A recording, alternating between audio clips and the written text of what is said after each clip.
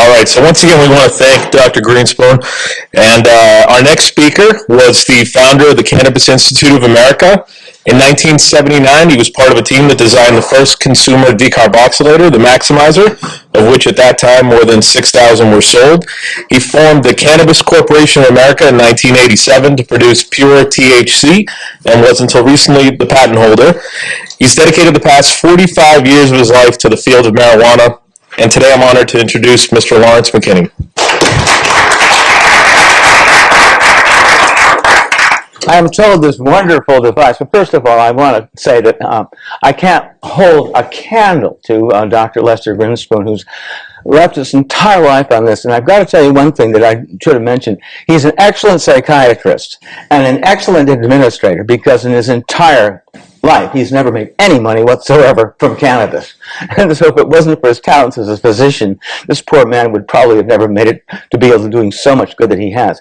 And I'm particularly happy because it's exactly 45 years since I appeared with him on the Bill Buckley show, and first, shall we say, presented ourselves. Okay, this is Babson, okay? We're in the enterprise, right? Well, you won't believe it, but they actually used to have branded marijuana. It's possible. In Wellensburg did their study, and I was really interested. So I did a paper on it, and I discovered they already had started branding marijuana. Hey, enterprise is here, okay? But there's a problem. Serious problem. Every time you tried to get close to cannabis, the supply chain would get interrupted. And this is no way to run a business. Well, anyway, it became clear that any kind of cannabis-related enterprise had to avoid cannabis. So, now we'll go on to how to make money with cannabis without cannabis. Because that's the only way you can, otherwise you end up in places you'd rather not be. Okay, well, in Lester Grinspoon published this book, and I was amazed because I'd read about it first in Scientific American. And I graduated from the Harvard Business School, and I didn't know quite what to do with myself, as you know. And I contacted him, and we began to work together, and we came out with a educational program that was used throughout the country. Now, I was very, very fortunate to gather some really good people with me, and I'm very happy to say that my materials were being used in Arlington, where I come from, in 1972.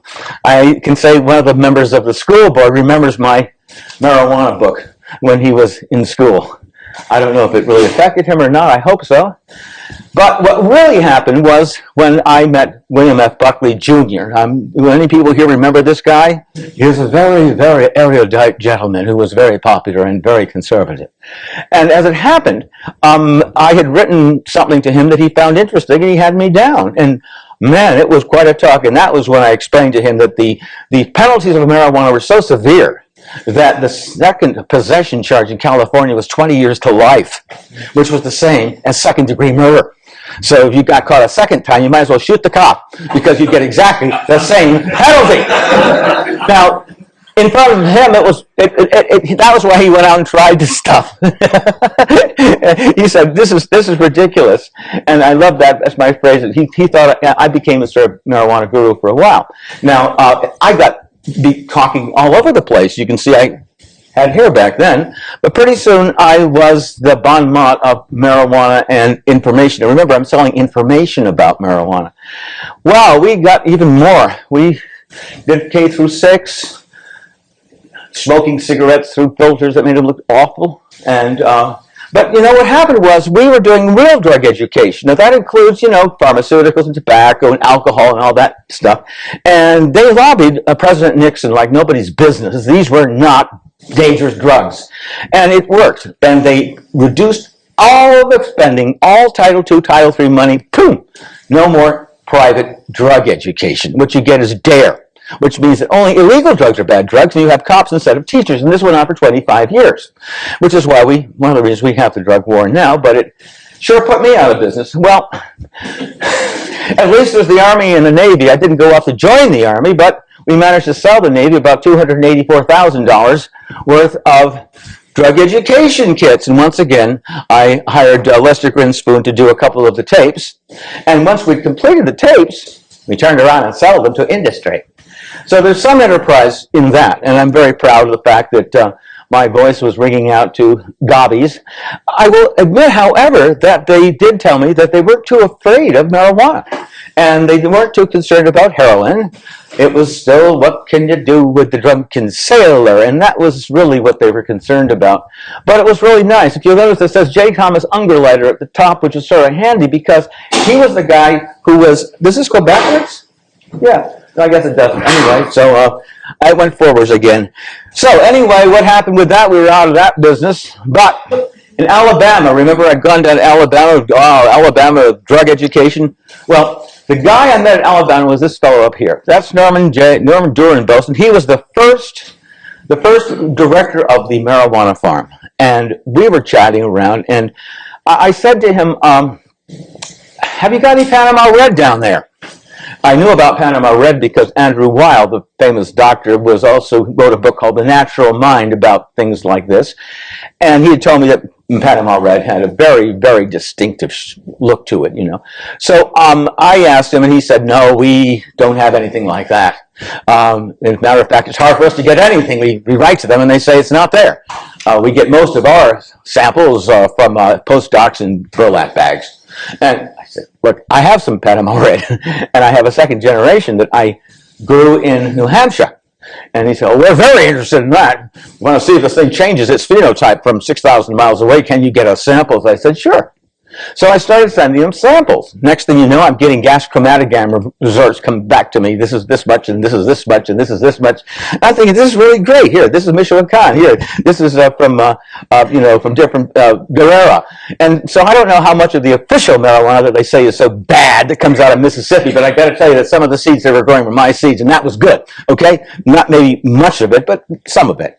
And they published their first big paper. It was called, and you can find it, go to Google, it's called Cultivation Analysis and Cultivation, Extraction and Analysis of Cannabis Sativa L. And there it is. And one of the things you notice, there's the paraphernalia of cannabis. But the part I noticed was they heated it in a nitrogen oven. And I said, well, full. And he said, stuff doesn't make THC. It makes a precursor. The heat of the sun heats it, turns it into THC, and that keeps the birds away. Birds are basically kept away. You're getting high. And bird repellent, well, what's the purpose? Well, all the birds, they love hemp seed oil. It's good for their feathers. And this way, they keep away because the most potent part of the plant is the seed coverage. You know, we all know about that. And then when the seeds are good and hard and ripe, birds come and eat them, pass right through the birds, and that is how the hemp plant is propagated. It's basically shot by birds. And that's how it gets around.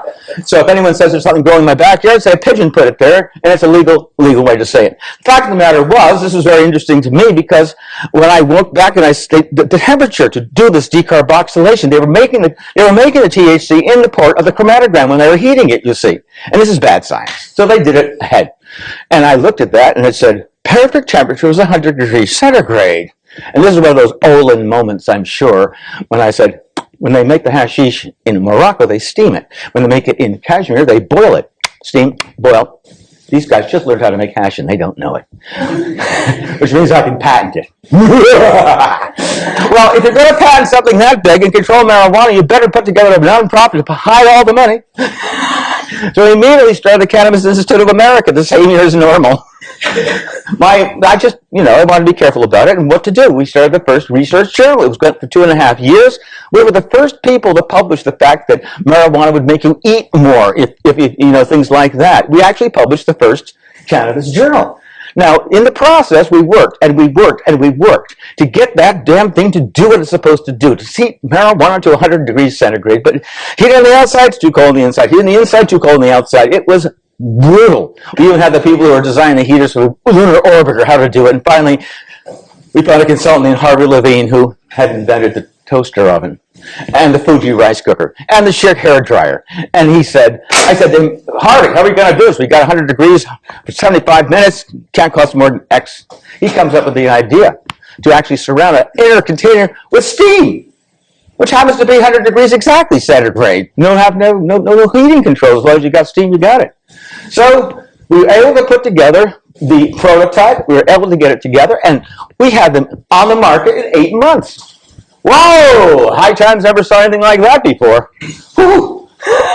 I was at one of my reunions at Harvard Business School, and I said, hey, listen, I'll give everybody a piece of the action. This is a 5-cent convertible subordinated debenture. And I gave them all out, and I thought to myself, this is great. Now I've got 180 billionaires as bondholders. Of course, they only owe me a nickel. But it was great. It took off, man. You can see, somebody said they'd sell the things out before the UPS truck would go away. People were sending postcards telling me how much they liked it.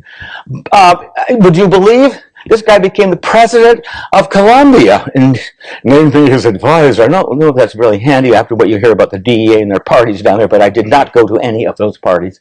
And I even heard from the Prime Minister of Jamaica, and he was interested. Guy, we can control our ganja crop.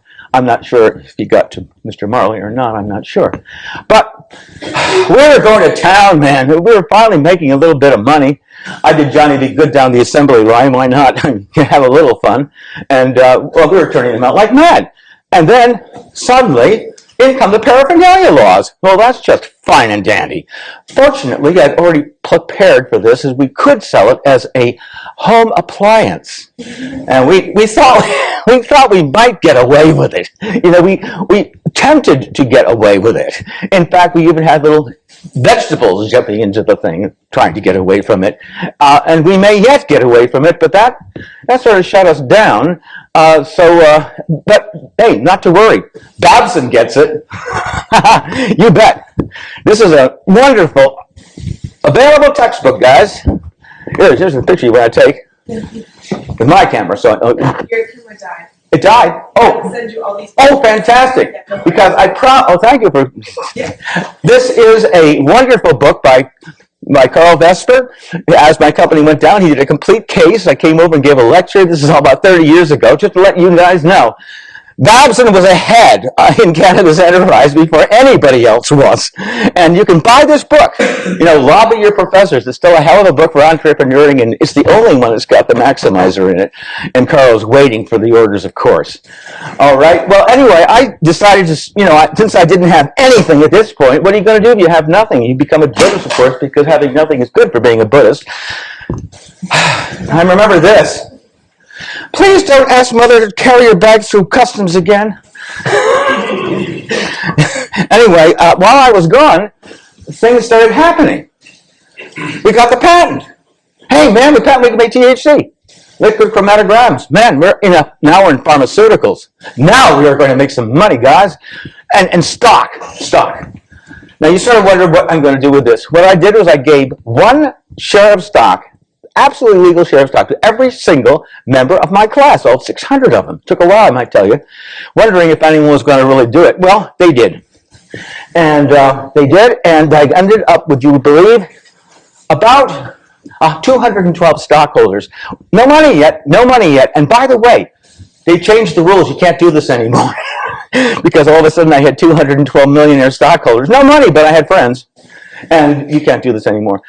This business about giving away free stock is sort of stupid, so I can't get away. I'm addicted to it. So I'm going to pass these out. These are all free stock certificates, and you just pass them around.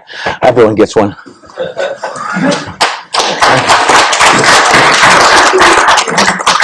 Okay, now what comes up next is, I've got to, where are we going to get it? We're going to extract it in Nepal. We're going to put it together in India. Put together a thing. The picture up there was in Forbes. And, I sort of liked it. And there it is. Guy, that's Dr. John Neumeier. So we had a real freaking company. I mean, real scientists. We had Roz K. Rousman. We had the real people. And this is when they were doing the big down scheduling hearings. And so we went down there and we got the judge to agree to the fact that it was okay. We could make the THC. It was going to be all right. I went to India and worked with Dabur, one of their bigger companies, because they had the licenses for the ganja, and they could send it with Schedule 2. It was all fine. And, of course, a lot of the work was being done in another country, which is the two countries with an actually going cannabis medicine business. I mean, Dr. Kamdel Jha cures people with cannabis, and this has been this way for a long time. I was there probably... And then they put me in the paper. Who knows? They could actually have a business going here. They were going to make the extracts, send them down to India, and then it was going to come here. It's going to be fine. Oh, by the way, something terrible has happened. And if anybody here has any connections to any charitable organizations, now is the time to call them up and send them $50 or something, because this is the way it looked like when I was there, and this is the way it looks like right now. So do what you can. Do what you can. These guys are one of the two only cannabis medical countries where you can still actually use Ayurvedic medicine. And if anyone of you want to call up, whatever charity you want, they can use everything they can get right now. Okay, back to the business. Anyway, obviously we're on a roll. Turns out that the Dr. Sackler, who brothers own Purdue Frederick, he loved the idea. They loved the idea. The judge gave us the green light. We got Purdue Frederick. Yeah. No. Sorry. The DEA administration has the right to turn down his judge, which he did, and then they hired Manuel Noriega. Purdue Frederick decided the market was too small, pulled out to concentrate OxyContin, and they killed thousands, and they were fined $600 million. Total income from cannabis-related enterprises. Education, nearly $800,000. Selling maximizers, $150,000 maybe. Pharmaceuticals, I lost $200,000. So, what can I tell you? Well, in the long run, you can never tell what's going to happen. As it turns out, a friend of mine discovered that you can use the maximizer to actually make sublingual marijuana. Stick it under your tongue, get just a stone. It's really quite interesting. And so there may be a whole new marketplace opening up. Who knows? That'd be nice, And as far as my patent is concerned, yesterday GW's market cap reached $2.8 billion. And they can't make a single drug without my patent, which unfortunately expired in 2002.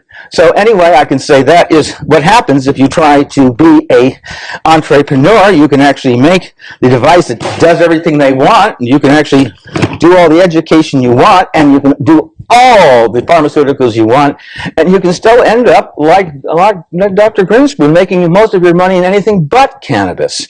And now you can ask any question you want, because I hope the rest of your speakers will tell you how to make money with cannabis.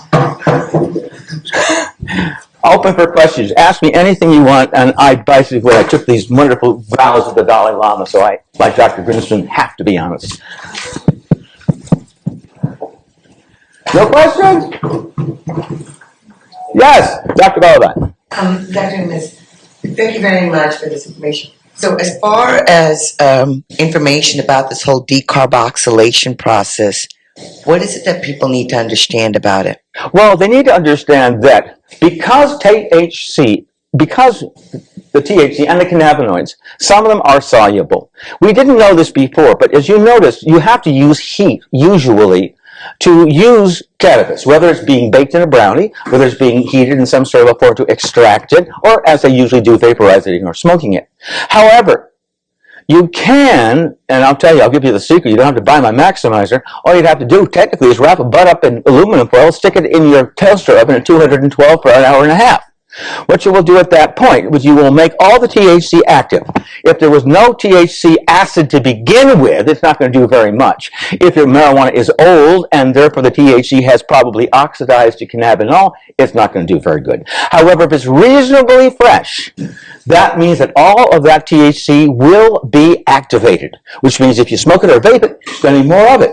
If you make it an extract, you don't have to do any more heating. You could grind it up and on a pepper shaker, put it on your pizza, and it would have the same effect.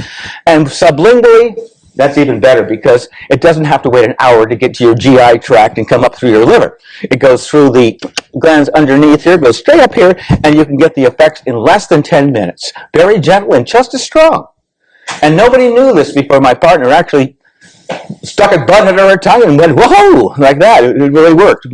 We figured out that since only 6,000 maximizers had ever been sold, no one had just done it before, and she did it.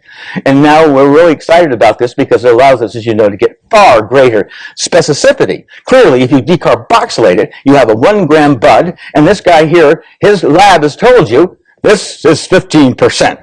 Therefore, your 1 gram bud has 150 milligrams of THC. You get 90% guaranteed decarboxylation in that little butter. And now you know you have 135 milligrams in that bud. Cut it in half, you got 70. Cut it in quarters, you got 37.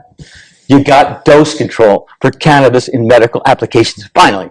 Is that what you were sort of talking about? Thank you. Okay. Anyone else there?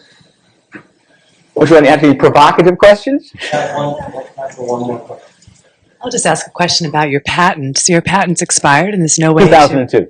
and that's that. Nothing more to be done. I'm sorry. There's nothing I can do about it. We can say that we have the patent. You better use our device rather than the $55 one because you know we have the patent. We had the patent. They have the patent. Jeffrey Guy, he's the guy who started GW stands for Guy. I don't know who the W is, but he called me up in 1998 and I told him who to talk to, what to do, and all that kind of stuff. Oh, by the way, Jeffrey Guy must have lost at least $200 million getting to that point. So he's got hothouses the size of football fields. Anybody who's in cannabis, anything, GW's got it all. I mean, they've got the chromatograms, they've got the football fields, and they bought all of Hortifarms. They've got all the Jane strains as well. So, unfortunately, I was sort of left behind. Oh, what the heck, I've got a pinstripe suit. Talking at Babson, well, I mean, can't do much better than that. Well, thank you for your talk. Anything else? Oh, yeah. Where is the next one? Where is it? Right here? No, I mean, where is it in the industry? Sure, in the industry? Well, that's a very good question. Right now, we really can't make and sell a maximizer, and another speaker may be dealing with that, because it turns out that anything that's designed strictly for marijuana is still paraphernalia, and even enough, those laws are still in effect. However, be on the watch. There may be a steam cooker coming your way, but don't you dare use it for anything more than broccoli. You understand? No way! I am not a matter of any company that has anything to do with cannabis. It doesn't say anything about it in any of our ads at all. Now, if you heard something from somebody else, it wasn't me. Maybe you'll hear something later. But I think you may be seeing it in one form or another within the next year and a half. And thank you so much for your attention.